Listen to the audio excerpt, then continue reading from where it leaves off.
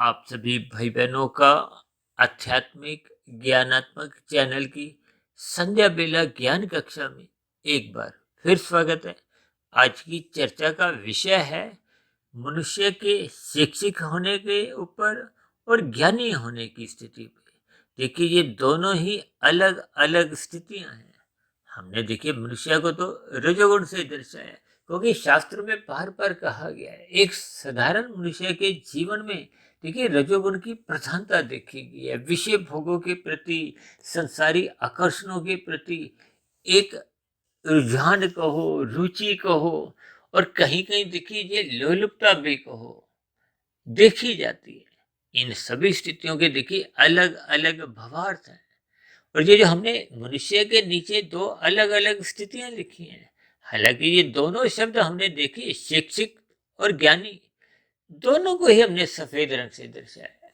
हालांकि शिक्षा का अभिप्राय तो देखिए भौतिक शिक्षा से ही विशेष रूप से लिया जाता है, जबकि ज्ञान को हम अक्सर आध्यात्मिक दृष्टिकोण से महत्व देते हैं। ज्ञान का अभिप्राय देखिए आध्यात्मिक उन्नति से है। ये सभी स्थितियां, क्योंकि शिक्षक और ज्ञानी दोनों को ही हमने सफेद रंग से दर्शाया, लेकिन इनके नीचे हमने देखिए शिक्षक के नीचे हमने अलग चिन्ह लगाए हैं और ज्ञानी के नीचे हमने अलग चिन्ह लगाए हैं। अब दोनों ही चिन्हों में देखिए एक विशेष रूप से अंतर भी देखा गया। अब ज्ञानी के नीचे तो हमने देखे तीन जमा जमा के सफेद रंग से ही दर्शाए। इसका अभिप्राय क्या है कि यहाँ लाभ की ही स्थितियां हैं, कहीं भी कोई हानि की स्थितियां नहीं है। देखिए माइनस का मतलब क्या है, हानि की स्थिति। जमा का मतलब क्या है, जुड़ने की स्थिति को हो, लाभ की स्थितियां को हो। ये सभी देखिए सांकेतिक अर्थ आपको हमें समझने होंगे, क्योंकि शिक्षक के नीचे हमने देखिए बाएं हाथ में काले रंग का एक माइनस का तीर दिखाया है, घाटे का, और बीच में हमने जमा का वे लिखाया है। लेकिन फिर हमने दाएं हाथ में देखिए माइनस का, घाटे का एक चिन्ह दिखाया है। तो ये चिन्हों के द्वारा ही इन दो स्थितियों में देखिए दोनों में ही सत्वगुण की प्रधानता तो है, लेकिन एक सत्वगुण आपको में रजोगुण से जोड़ने की ओर ले जा रहा है, या तमोगुण में गिराने की स्थितियां भी उत्पन्न करता है, जबकि दूसरा सत्वगुण आपको में आगे आध्यात्मिक उन्नति की ओर।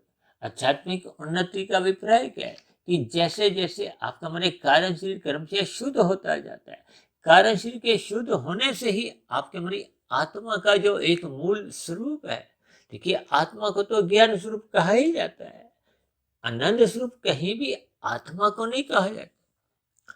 आत्मा को केवल ज्ञान स्वरूप कहा गया है और परमात्मा को आनंद स्वरूप कहा गया है। इसीलिए परमात्मा को सच्चिदानंद कहा जाता है। सत्य चित्त आनंद। चित्त का अभिप्राय देखिए ज्ञान से लिया जाता है, चेतनता से लिया जाता है। और प्रकृति के जो तीन गुण हैं, ये भले ही नित्य हैं, लेकिन फिर भी तकनीकी रूप से, सैद्धांतिक रूप से इनको जड़ कहा गया। और जड़ से जब जब मनुष्य जुड़ता जाता है, देखिए प्रकृति के तीन गुणों के अलग अलग लक्षण हैं। तमोगुण को पदार्थों से जोड़ा जाता है, रजोगुण को क्रिया से जोड़ा जाता है। ये पदार्थों की स्थितियां जब जब हम भोगते हैं तो ये कर्म से आपको हमें अचेत करते हैं। देखिए इन सभी शब्दों के भावार्थ आपको हमें समझने होंगे। यहाँ पर हम अपने जीवन में जब जब आवश्यकताओं को अधिक महत्व एक भोगों के रूप में देने लगते हैं, पदार्थों का अधिक सेवन करने लगते हैं, भोग विषय आपके हमारे अमर्यादित होने लगते हैं, तो आपके हमारे जीवन में भी प्रमाद की स्थितियां बनने लगती हैं। प्रमाद में गिरते गिरते मनुष्य अचेत होता जाता है। अक्सर आप ब्याह शादियों में जब जाते हो, जब रजोगुण और तमोगुण की स्थितियां प्रधान होती हैं, तो मनुष्य का देखिए कुछ ऐसी ही अचेत स्थितियां दिखाई देती हैं। इन सभी स्थितियों के आपको में एक गहरे भावार्थ समझने होंगे। यानी कि शादी ब्याह या कुछ ऐसी ही स्थितियों में जहां मौज मस्ती की स्थितियां होती हैं, मनोरंजन की स्थितियां भी होती हैं, वहां देखिए सत्वगुण की न्यूनता बनी रहती है। ये सत्वगुण, रजोगुण और तमोगुण की स्थितियों का ज्ञान पूर्वक अध्ययन करते हुए इन तीन गुणों के लक्षणों को आपको में पहचानना होगा। क्योंकि शास्त्र बार बार कहते हैं तमोगुण और रजोगुण ये दोनों गुण बंधनदायक है, जबकि सतोगुण को देखिए मुक्तिदायक कहा गया है। इसका अभिप्राय क्या है कि ये सतोगुण का संग करना परमात्मा की ओर ले जाता है, इसलिए तो सत्संग शब्द बनता है। जब हम जिस गुण का संग करते हैं, देखिए सतोगुण का संग करना सुनने से लो चाहे आप पढ़ने से लो, देखिए आप मेरी वीडियो सुनते हो तो ये भी एक सत्संग की स्थिति है। यदि आप शास्त्रों का अध्ययन करते हो, गीता पढ़ते हो, तो ये भी एक सत्संग की स्थिति है। जब आप मन बुद्धि के स्तर पर कुछ चिंतन करते हो, परमात्मा का ध्यान लगाते हो, ये भी सत्संग की ही स्थिति है। यानी कि कुल मिलाकर जब हम अपनी एक मूल स्थिति में स्थित होते हैं, देखिए जब हम परमात्मा का चिंतन करते हैं तो परमात्मा के चिंतन में तो आपका मेरा ज्ञान कभी भी आवृत नहीं होता। लेकिन जब जब हम तमोगुण का संग करते हैं, रजोगुण का संग करते हैं, ये दोनों ही स्थितियां आपका मेरा सतोगुण कमजोर करती है।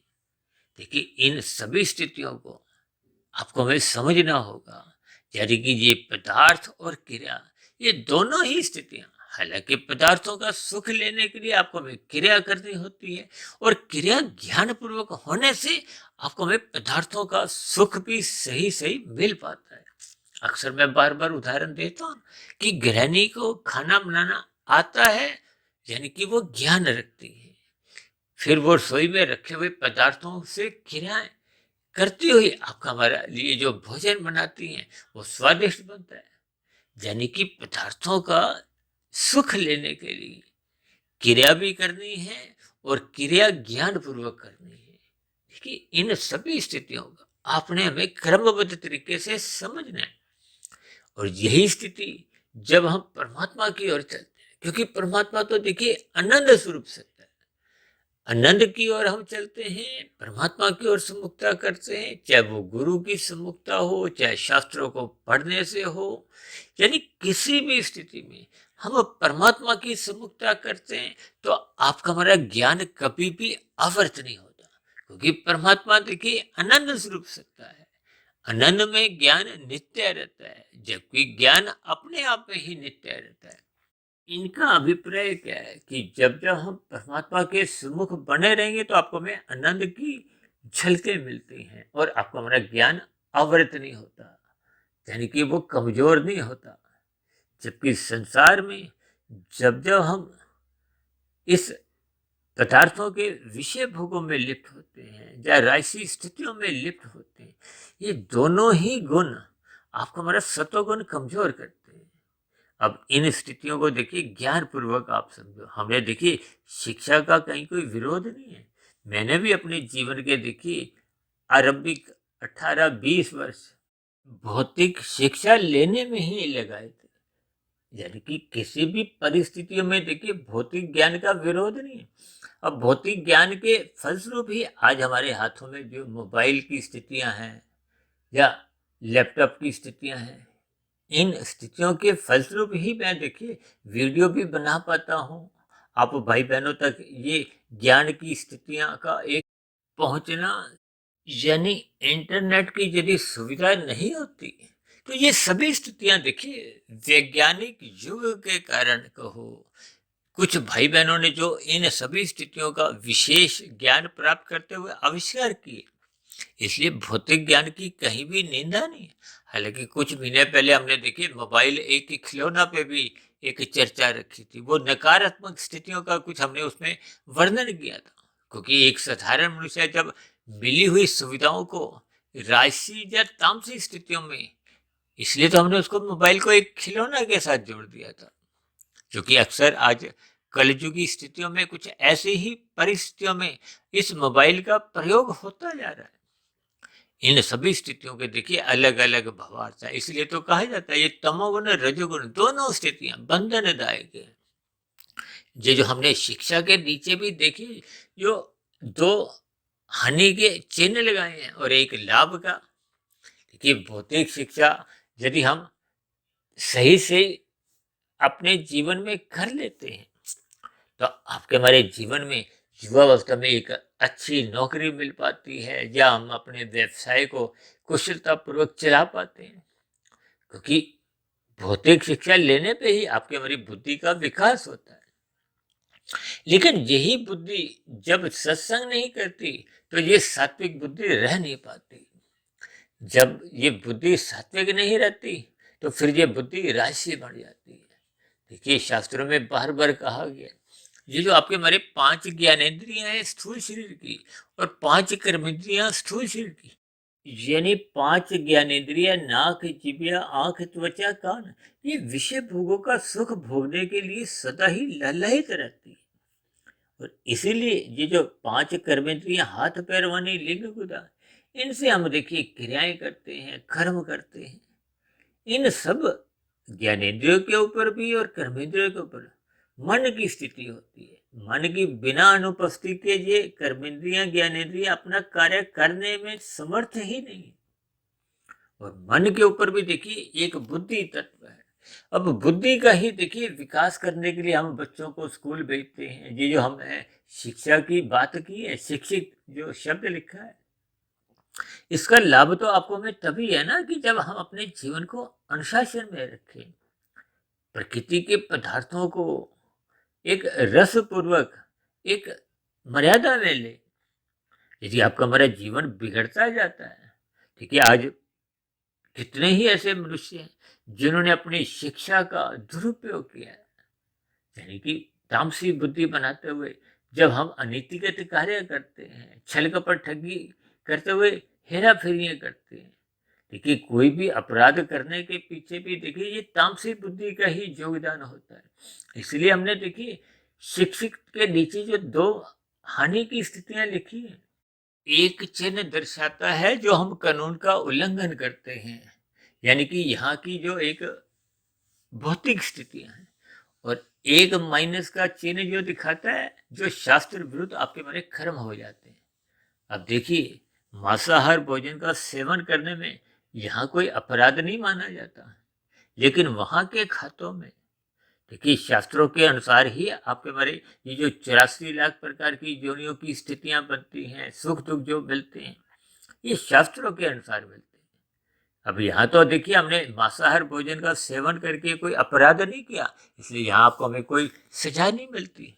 और कुछ ऐसी स्थिति है कि जैसे हम कानून का पालन नहीं करते। अब यातायात के नियमों से ही अक्सर मैं अपनी चर्चाओं को संबोधित करता हूँ। लाल बत्ती पे यदि हम नहीं रुकते तो आपका हमारा चालान कटता है, और यहाँ के चालान से यदि बच भी जाए तो परमात्मा के यहाँ तो देखिए उसी क्षण ही आपके चालान कट जाते हैं। ये जो 2 माइनस की स्थितियां हैं, हानि की स्थितियां हैं, ये देखिए यहाँ के खाते वहां के खातों को ही जो हम एक प्रतिकूल स्थितियों में करते हैं, शिक्षा का दुरुपयोग करते हुए अन्य जीवों को, अन्य मनुष्यों को हम दुख देते हैं, शास्त्र विरुद्ध कर्म करते हैं। यानी कि यहाँ जब जब हम कानून का उल्लंघन करते हैं तो यहाँ चालान कटते हैं, और चालान यदि देखिए कुछ ऐसे भयानक होते हैं तो फिर ऐसी स्थितियों में आपको हमें जेल में डाल दिया जाता है। जबकि परमात्मा के यहाँ जैसी जैसी कर्मों की स्थितियां कारण शरीर में होती हैं, वो जब फल लेके आती हैं। अब मनुष्य की मरने के बाद पुनः मनुष्य जोनि तो तभी मिल पाती है जब संचित कर्मों में पुण्य कर्म कम से कम 51% के अनुपात में होते हैं। और पुण्य कर्मों का अभिप्राय विशेष रूप से देखिए सात्विक कर्मों से लिया जाता है, परोपकार के कार्यों से लिया जाता है, क्योंकि राजसी पुण्य कर्म तो लगभग देखिए शून्य के बराबर ही। ना हम दूसरों को सुख देते हैं ना दुख देते हैं, केवल अपने सुख को सुनिश्चित कर लेते हैं। जबकि जो हानि की स्थिति है, पाप कर्म है, उसमें तो हम देखिए अपने सुख के लिए दूसरों को भी दुखी करते हैं। ये मांसाहार भोजन का सेवन में देखिए आपका हमारा पाप कर्मों का क्रमशः बहुत तेजी से बढ़ता है। और शास्त्रों में तो बार बार आगाह किया गया है कि ये जो कलयुगी 5 स्थितियां हैं, धूर्त कीड़ा, मद्यपान, स्त्री संग, हिंसा और स्वर्ण अनीतिगत कार्यों से कमाया गया, ये सभी तामसी स्थिति हैं, कर्जों की स्थिति हैं। इन पे मत जाओ। ये जाने मात्र से आपसे हमसे कितने पाप कर्म होने लगते हैं, ये मनुष्य को इसका बोध नहीं होता। यानी कि ये जो 2 हानि की स्थितियां हैं, ये यहाँ के और वहाँ के दोनों खातों में, यानी कि आपका हमारा जो कर्माशय बिगड़ता है। क्योंकि यहाँ यदि हम किसी कारणवश अपराधी घोषित नहीं भी होते, लेकिन परमात्मा के यहाँ प्रकृति की अदालत में अपने आप ही सब स्थितियां कर्मफल सिद्धांत के अनुसार बनती रहती हैं। तभी तो ये नीचे की देखिए, ये 80 लाख प्रकार की जोनियां, ये दंडमयी जोनी है, तामसी जोनी है। लेकिन परमात्मा तो देखिए परम दयालु है। अक्सर हम माता पिता भी, संसारी माता पिता भी अपने बच्चों की कोई गलतियों को बाद में माफ भी कर देते हैं। हम उनको देखिए भोजन बंद नहीं करते। ठीक इसी तरह अब परमात्मा तो देखिए परम दयालु है। उन्होंने नीचे की सभी जोनियों को अविकसित बुद्धि दी है, कर्म से अचेत रखा है, ताकि उनको नीचे की जोनियों में दुखों का बोध नहीं हो। अब नीचे की जोनियों में देखिए कुछ ऐसे जीव हैं जिनको एक एक हफ्ता भोजन नहीं मिलता, 5 5 दिन भोजन नहीं मिलता। अब दिन में देखिए आप पशु पक्षियों की स्थितियां आप अंदाजा लगा ही सकते हो। देखिए ये सभी स्थितियां कहीं भी कोई समाचार पत्रों में तो पढ़ने में नहीं आती। ये सभी स्थितियों पर आपने हमें चिंतन करना है, और चिंतन मनुष्य वही कर पाता है जो सत्व गुण का संग करता है, ब्रह्म मुहूर्त में उठने लगता है। इन सभी स्थितियों पर प्रकृति के 3 गुण क्या क्या लक्षण रखते हैं, ये कैसे कैसे आपके हमारे जीवन में प्रतिदिन ही आते हैं। अब मनुष्य के 3 शरीर कैसे कैसे कार्य करते हैं। देखिए मृत्यु तो स्थूल शरीर की होती है, माता के गर्भ में आपके मेरे स्थूल शरीर का निर्माण होता है, और एक स्थिति विशेष के बाद जन्म होता है, और जन्म के बाद की जो जीवन की स्थितियां हैं वही आपकी हमारी देखिए कर्म जोनी है, साधना जोनी की स्थितियां हैं। जैसा जैसा हम जीवन जीते हैं, बनाते हैं, जैसे जैसे इन 3 गुणों का संग करते हैं, तभी तो हम बार बार कहते हैं रात को गुणात्मक स्थितियों से बचो, तमोगुणी स्थितियों से बचो, हानि की स्थितियों से अपने आप को बचाओ, और सुबह लाभ की स्थितियों से जुड़ो, ब्रह्म मुहूर्त में उठो। ये सभी स्थितियां हम प्रतिदिन अक्सर अपनी चर्चाओं में कहते रहते हैं। यानी कि आपको मैं ये जो ज्ञानी की जो दाएं हाथ में मैंने शब्द लिखा है ना, 3 जमा के निशान, इसका अभिप्राय क्या है कि जब जब हम श्रद्धा पूर्वक सत्संग करते हैं, आपका हमारा स्थूल शरीर भी पवित्र होता है, आपका हमारा सूक्ष्म शरीर भी पवित्र होता है, आपका हमारा कारण शरीर भी पवित्र होता है। इसलिए मैंने देखिए 3 जमा के निशाने लगाए। देखिए मैं कहीं भी वीडियो के चित्र में जहां कभी कोई रंग दिखाता हूँ, देखिए सफेद रंग आपकी हमारी एक उन्नति का प्रतीक है। जमा का निशान भी देखिए एक लाभ की स्थितियां होती हैं। इन सभी स्थितियों के भावार्थ आपको में समझने होंगे। यानी कि श्रद्धा पूर्वक सत्संग करना होगा, रात को मौनात्मक स्थितियों से बचते हुए ब्रह्म मुहूर्त में उठना होगा, ताकि आपके मेरी साधना एक गति पकड़ ले। साधना का अभिप्राय देखिए निष्काम कर्मों से लिया जाता है, योग की स्थितियों से लिया जाता है। जैसे जैसे कारण शरीर शुद्ध होता जाता है, शुभ संस्कार बनते जाते हैं, बुरे संस्कार मिटते जाते हैं, कमजोर होते जाते हैं, तो क्रमशः कारण शरीर शुद्ध होता जाता है। मनुष्य कर्म योग, योग का अभिप्राय है जब आत्मा परमात्मा के सम्मुख बनी रहती है। अब सम्मुखता में देखिए आपको में आनंद की झलकें भी मिलती हैं, और आपका हमारा ज्ञान भी आवृत नहीं होता। जबकि सात्विक स्थितियों में जब हम संसार में भी स्थित होते हैं, तो आपको हमें कोई आनंद की स्थितियां तो नहीं मिलती। देखिए सात्विक स्थिति में हमारा कोई पतन नहीं होता, लेकिन राजसी स्थितियों में पतन प्रत्यक्ष रूप से तो नहीं होता। लेकिन ये राजसी स्थितियां जब सत्वगुण की लगाम छुड़वा लेती हैं, लेकिन जब बुद्धि सत्संग नहीं करती तो वो राजसी बन जाती है। राजसी बुद्धि का मन के ऊपर कभी भी नियंत्रण नहीं होता, वो मन के साथ हाथ मिला लेती है, दोस्ती कर लेती है। तो फिर मन बुद्धि दोनों ही संसारी 5 भोग्य विश्व में रस लेने लगते हैं, जिसके फलस्वरूप कब मनुष्य प्रमाद में आता है, आलस्य में आता है, परमात्मा के कर्म फल सिद्धांत को भूलने लगता है। भूलने क्या लगता है, क्योंकि परमात्मा की विमुखता होने लगती है, क्योंकि संसारी सुखों को भोगते भोगते हम परमात्मा से विमुख होने लगते हैं। इसके फलस्वरूप कब मनुष्य उन विषय भोगों की आसक्ति में रहता हुआ पाप कर्म करने लगता है, मनुष्य को पता ही नहीं चलता। देखिए ये बहुत ही एक व्यवहारिक स्थिति है। इसलिए हम सभी भाई बहनों को इन तामसी स्थितियों से बचना होगा, ये हानि की स्थितियों से बचना होगा और अपने स्थूल शरीर, सूक्ष्म शरीर, कारण शरीर को क्रमशः शुद्ध करते हुए अपनी आत्मा के जो एक आवरण है उनको समाप्त करते हुए मायातीत की स्थिति को प्राप्त करने की दिशा में चलना होगा। तो ऐसी सभी शुभ स्थितियां हम सभी भाई बहनों के जीवन में भी बनना आरंभ हो, यानी कि ये जो मैंने ज्ञानी के साथ 3 जमा के निशान लगाए, ताकि हम श्रद्धा पूर्वक सत्संग करते हुए अपने स्थूल शरीर को पवित्र करें, फिर किए गए सत्संग का हम ब्रह्म मुहूर्त में चिंतन करें, मनन करें, ताकि आपका हमारा सूक्ष्म शरीर, मन, बुद्धि पवित्र हो। और ये निरंतर प्रक्रिया जब आपके हमारे स्वभाव में बनी रहती है, तो धीरे धीरे फिर कारण शरीर में शुभ संस्कार बनते जाते हैं। ये आपका हमारा कारण शरीर की पवित्रता है। जब तीनों शरीर पवित्र होते हैं, उसी 3 शरीरों के पवित्रता को हमने 3 जमा के निशान से जोड़ा है। इसलिए मेरी आप सभी भाई बहनों से हाथ जोड़ के विनती है कि इन सभी स्थितियों को आप ज्ञान पूर्वक समझते जाएं, ताकि आपके हमारे जीवन में आध्यात्मिक उन्नति के दरवाजे क्रम से खुलते जाए। तो ऐसी सभी शुभ स्थितियां बनने के लिए मेरी ओर से आप सभी भाई बहनों को बहुत बहुत शुभकामनाएं। अब चर्चा विशेष को यहीं विश्राम देते हैं। कल सुबह फिर मिलते हैं ब्रह्म मुहूर्त ज्ञान उपदेश कक्षा में। तब तक आप अपने आध्यात्मिक मित्र सुधीर भाटिया फकीर को इजाजत दें।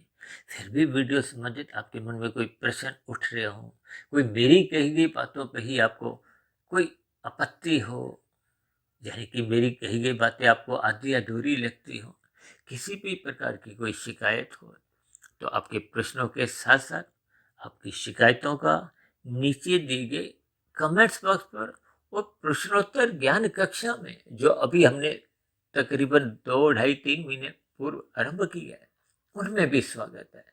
तब चर्चा विशेष को यहीं विश्राम देते हैं। आप सभी भाई बहनों का इस चर्चा विशेष को ध्यान पूर्वक सुनने के लिए बहुत बहुत धन्यवाद।